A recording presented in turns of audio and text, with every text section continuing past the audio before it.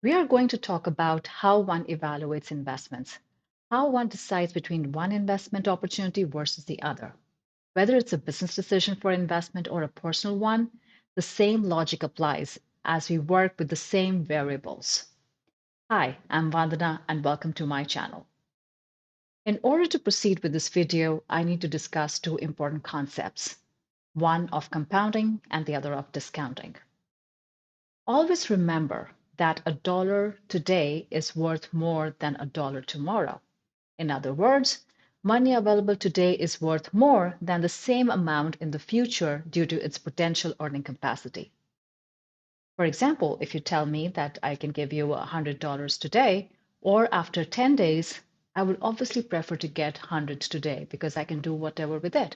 I can invest this for those 10 days and earn more interest on it. So that 100 that I receive today can be 105 after 10 days. It won't be the same 100. Compounding and discounting are opposite terms. Compounding deals with growing money over time, while discounting deals with reducing the value of future money to what it is worth today.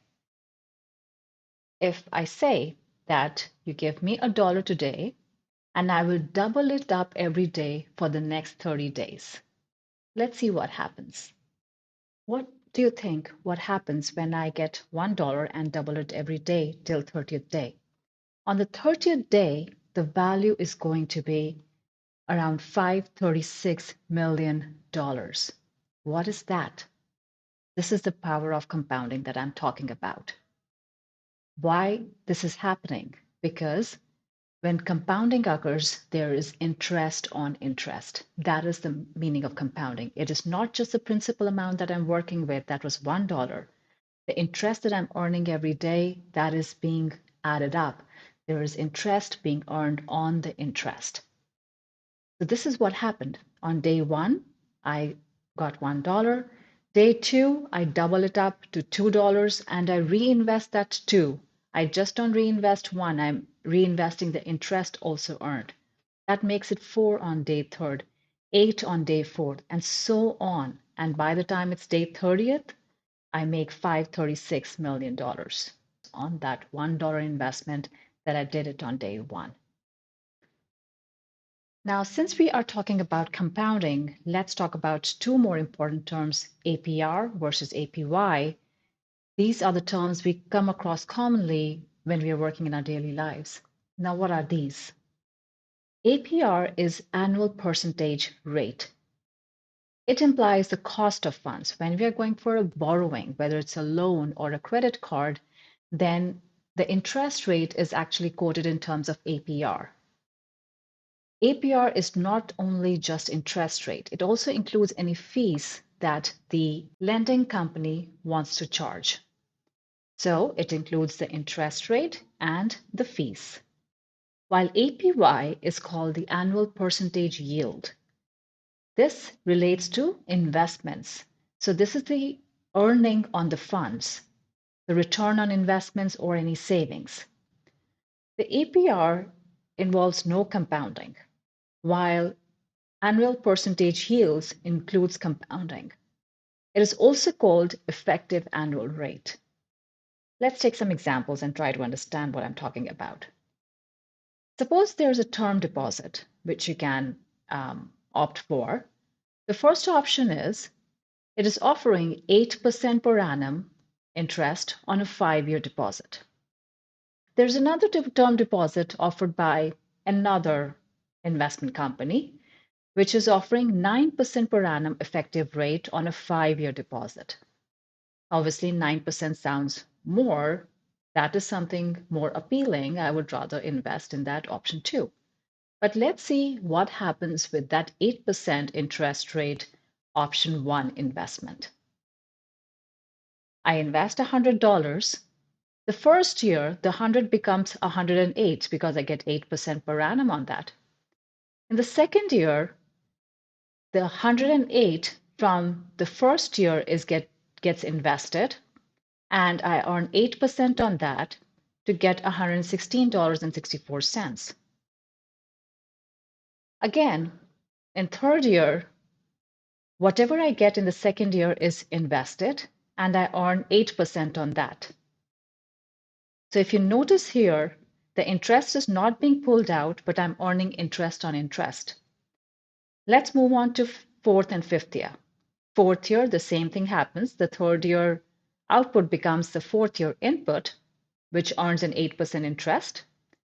Similarly, on fifth year, with the fifth year, the 136.05 of fourth year gets interest at 8% in the fifth year to earn $146.93.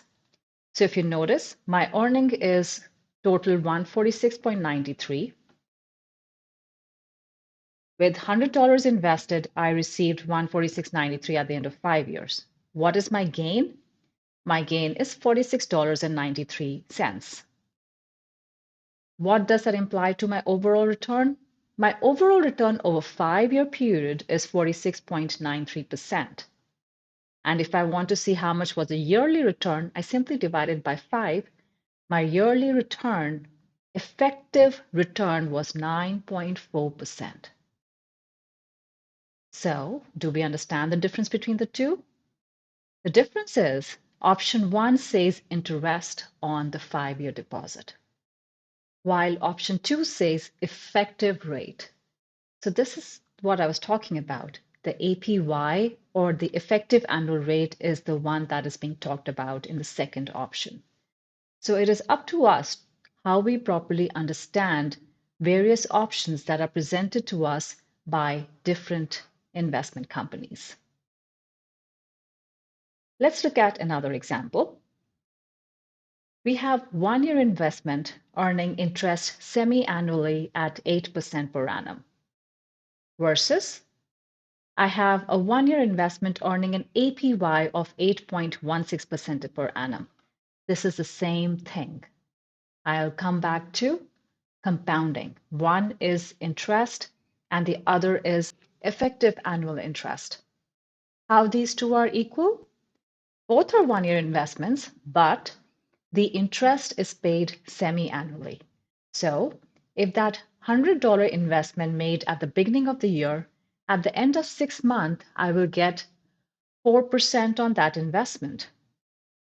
Because 8% is per annum, so 4% will be half yearly.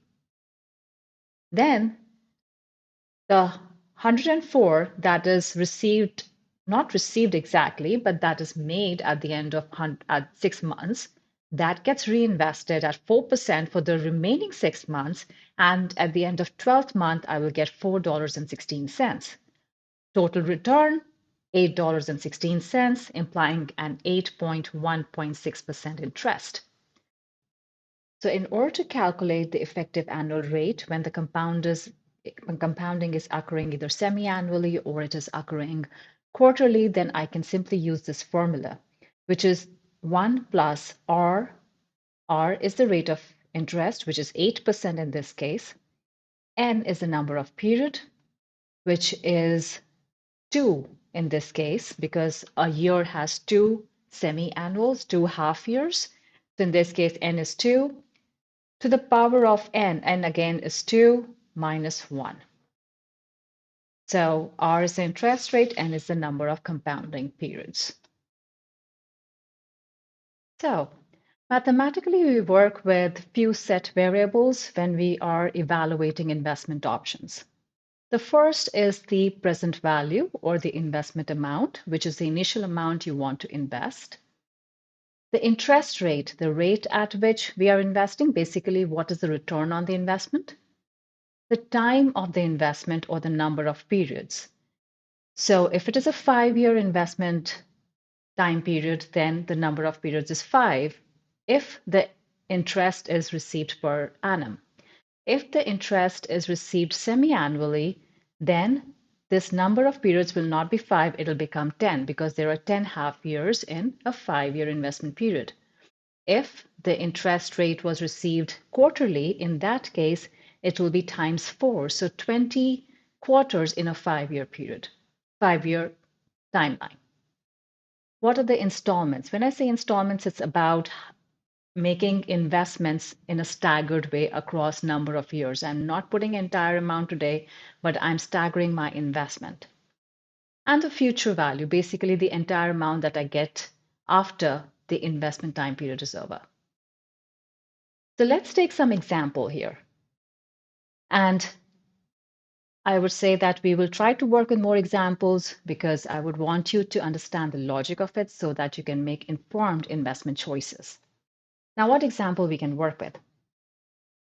Say I want to figure out what do I need to invest today so that at the end of 5 years, I have $80,000 to provide for down payment of my dream home. The current interest rate that I can get on an investment is, say, 10%. So, simple math problem. What do I invest today at 10% per annum for 5 years if I need 80,000 as my future value? We work with a basic compound interest equation where we have a present value times 1 plus r to the power of n will give me my future value.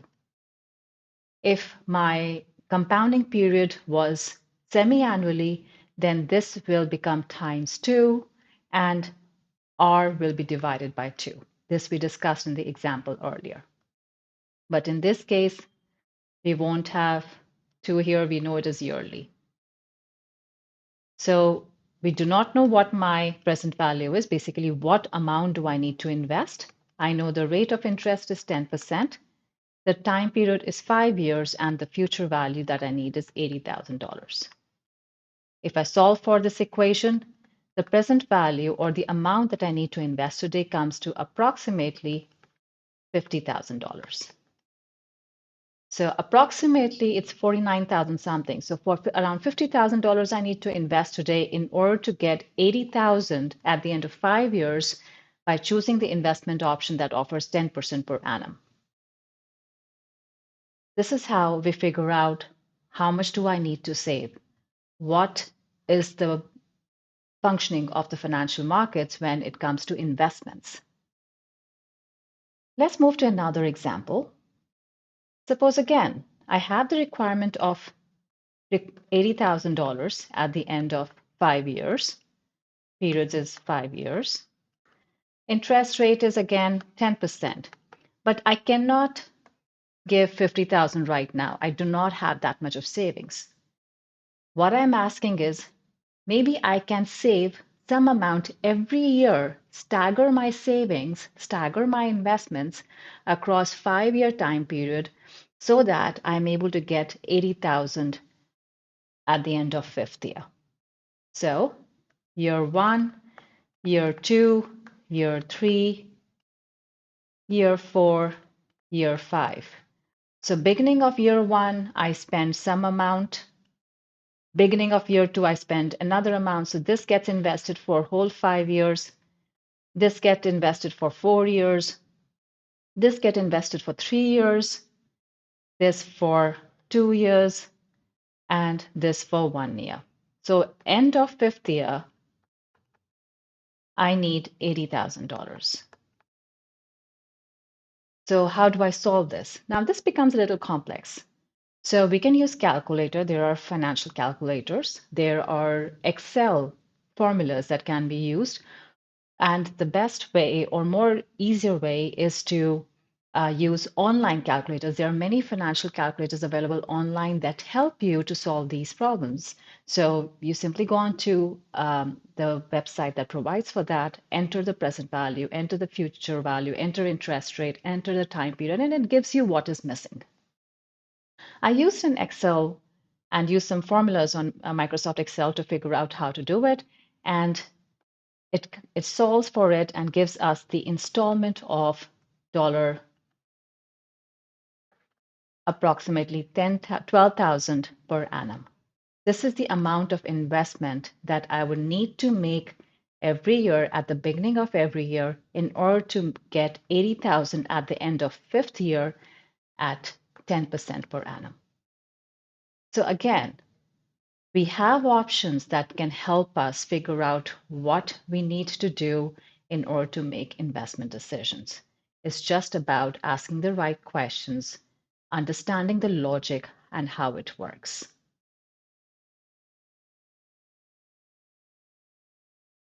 I promised a lot of examples, right? So let's take another one. If we have two investment options, one that I deposit 1,000 every month for the next 5 years, and the investment company says that I will get 100,000 at the end of fifth year. And the second option to invest is the same $1,000 per month, but for the next 10 years, and the maturity amount of the future value is 200,000. Here, there are certain constraints. The first is that I cannot save more than 1,000 per month. That is the only amount I can afford to save. And second, I do not have any time year restriction. For example, I do not have a need for investment in a home or any future need, a close future need for university expenses or anything. So whether the investment term is 5 years or 10 years, it doesn't matter as long as I'm getting a good return on the $1,000 that I can afford to save. So between the first and the second option, you may say the first is better because the interest rate is probably higher when I'm investing $1,000 every month, and in the fifth year I'm getting 100,000 versus $1,000 every month for 10 years, double the time period, and the future value also get doubled at 200,000. Now the question is, what is the difference in the interest rate? This is a question that you need to check with your financial advisor. Whoever is advising these options, you need to check what is the effective rate that you're getting. In the first case, which is a 5-year investment, the interest rate per annum is close to 18%. The effective rate is close to 18%. While in the second one, it is almost half, close to 9%. So you're better off investing in a 5-year plan, get 100,000 and reinvest in whatever options are available at that time. If you were to take the second option, that is investing in the 10-year plan, and if you wanted to break that investment in the fifth year, your return would have been, your total future value would have been 77,000. So the first option is better off, which is giving you 100,000 versus the second one, which is only giving you 77,000. So when you're seeking advice from your financial planner, it is important to ask the right questions. For example, what is the effective interest rate on the investment? Try and compare apples to apples, whether you're talking about interest rate or you're talking about effective interest rates. Pick one. What is the history of the company in which you're investing? After all, you do not want to invest in a Ponzi scheme. It's your hard-earned money after all. What could be the tax implications? And so on. There are multiple questions you can ask, but it is important to ask and make informed decisions. I hope this video added more awareness about investing. In my next video, we will be talking about concept of discounting more in detail and how corporations use this concept to evaluate investment options. Signing off now. Bye-bye.